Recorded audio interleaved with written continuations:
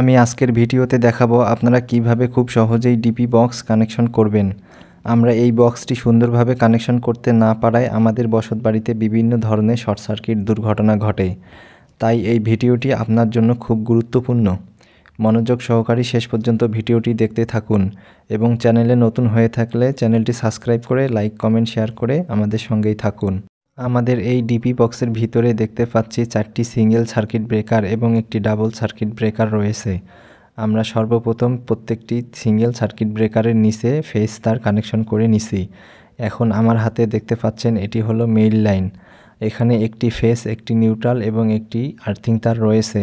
আমরা সর্বপ্রথম একটি ফেজ তার সার্কিট ব্রেকারের এক প্রান্তে কানেকশন করে দিব এবং আরেকটি প্রান্তে আমরা নিউট্রাল তারটি কানেকশন করে দিব। আমাদের মেইন ফেজ এবং নিউট্রাল তারটি কানেকশন করা হয়ে গেছে। এখন আমরা মেইন আর্থিং তারটি কানেকশন করব। উপরে যে আমরা কানেক্টর দেখতে পাচ্ছি, এই কানেক্টরের মধ্যে আমরা মেইন আর্থিং তারটি কানেকশন করে নিব।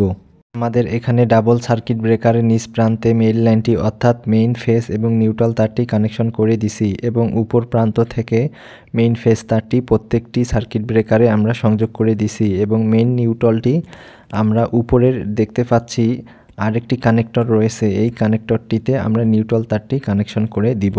তাহলে আমরা এখানে দেখতে পাচ্ছি আমাদের ডাবল সার্কিট ব্রেকারের নিচ প্রান্তে ফেজ এবং নিউট্রাল তারটি কানেকশন করে দিয়েছি এবং আর্থিং তারটি উপরের একটি কানেক্টরের মধ্যে কানেকশন করে দিয়েছি এবং নিউট্রাল তারটি সার্কিট ব্রেকার থেকে বের করে আলাদা একটি কানেক্টরে কানেকশন করে দিয়েছি। এখানে যে তারগুলো দেখতে পাচ্ছি, এই তারগুলো আমাদের দুটি রুম, একটি কিচেন রুম এবং একটি বাথরুম থেকে আসছে। প্রত্যেকটা রুম থেকে আলাদা আলাদা তার আসছে, একটি ফেজ, একটি নিউট্রাল এবং একটি আর্থিং, 3টি করে তার প্রতিটি রুম এবং কিচেন রুম এবং বাথরুম থেকে আসছে।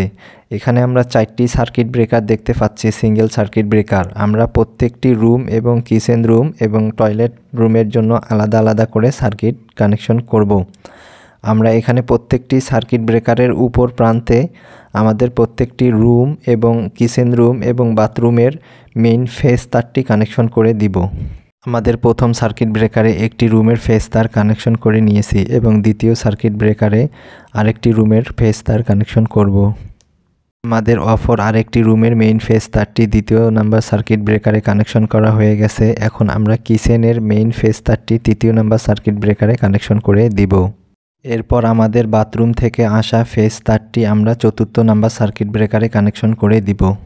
আমাদের প্রত্যেকটি ফেজ তার 4টি সার্কিট ব্রেকারে কানেকশন করে নিছি। এখন প্রত্যেকটি রুম থেকে আসা আর্থিং তারগুলো আমরা মেইন আর্থিং তার যে কানেক্টরের মধ্যে কানেকশন করে দিছি, এই কানেক্টরের মধ্যে আমাদের প্রত্যেকটি রুমের আর্থিং তারগুলো কানেকশন করে দিব। আমাদের দুটি রুম, কিচেন রুম এবং বাথরুম থেকে যে নিউট্রাল তারগুলো আসছে, এই নিউট্রাল তারগুলো এখন আমরা আমাদের মেইন নিউট্রাল তার যে কানেক্টরের মধ্যে কানেকশন করে দিয়েছি, এই কানেক্টরের মধ্যে আমাদের এই নিউট্রাল তারগুলো কানেকশন করে দিব। আমাদের প্রত্যেকটি তার কানেকশন করা হয়ে গেছে।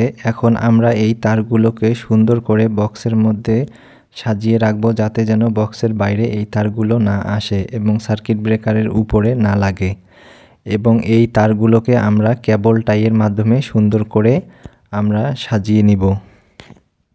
আমাদের ডিপি বক্স কানেকশন করা হয়ে গেছে। এখন আমরা এই ডিপি বক্সের উপরে আমরা যে কাভার আছে, এই কাভার লাগিয়ে নিব।